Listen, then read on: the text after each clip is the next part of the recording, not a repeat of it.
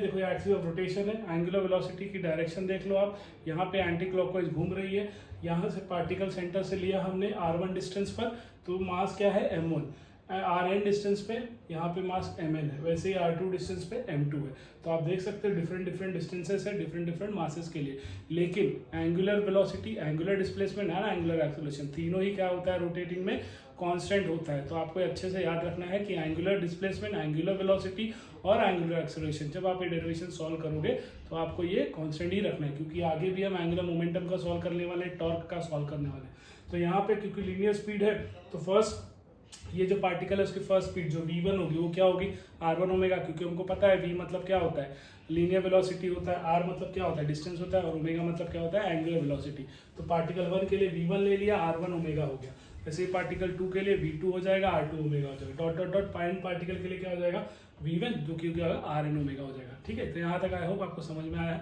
अब हम चलते हैं काइनेटिक एनर्जी। तो काइनेटिक एनर्जी बेसिकली क्या होती है, हाफ mv स्क्वायर होती है। तो फर्स्ट पार्टिकल के हमने क्या ले लिया हाफ m1 v1 स्क्वायर, और v1 की वैल्यू अभी हमने देखी r1 ओमेगा, तो v1 की जगह मैं लिख रहा हूँ r1 ओमेगा। तो ये v1 का स्क्वायर था इसलिए r1 ओमेगा स्क्वायर हो गया। ठीक है, उसी तरह सेकंड पार्टिकल के लिए हाफ m2 v2 स्क्वायर हो जाएगा, और v2 की जगह हम क्या लिख देंगे r2 ओमेगा।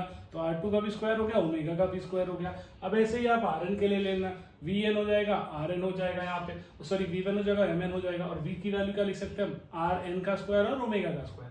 हमें चाहिए कि टोटल मास, तो उसके लिए क्या करें टोटल एनर्जीज को ऐड कर दिया, तो टोटल काइनेटिक एनर्जी क्या हो जाएगी, सबको ऐड कर दिया।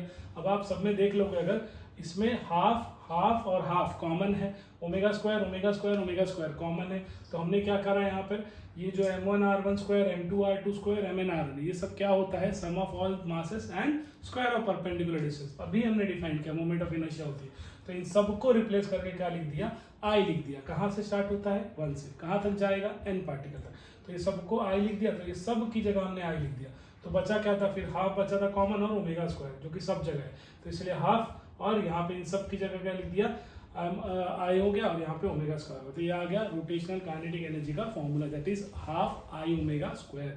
तो आई होप आपको ये समझ में आया है। फिर से एक बार जस्ट शॉर्टकट में रिपीट कर देता हूँ। फर्स्ट पार्टिकल लेंगे r1 omega, second particle r2 omega, nth particle के लिए rn ओमेगा ले लेना। और क्योंकि हम यहाँ पर रोटेशनल की बात कर रहे हैं तो आपका angular displacement, angular velocity, angular acceleration तीनों ही क्या होने चाहिए कांस्टेंट होने चाहिए। फिर हम सबको टोटल एनर्जी को इंडिविजुअल लिख के बाद में सबको ऐड कर देंगे। सब में हाफ कॉमन है और ओमेगा कॉमन है, तो हाफ और ओमेगा बाहर ले लिया, बाकी m1 r1 square m2 r2 square mn rn square ये सब क्या हो जाएगा आई हो जाएगा, इसलिए फॉर्मूला क्या आ गया हाफ आई ओमेगा स्क्वायर। तो आई होप आपको वीडियो पसंद आई होगी। Thank you.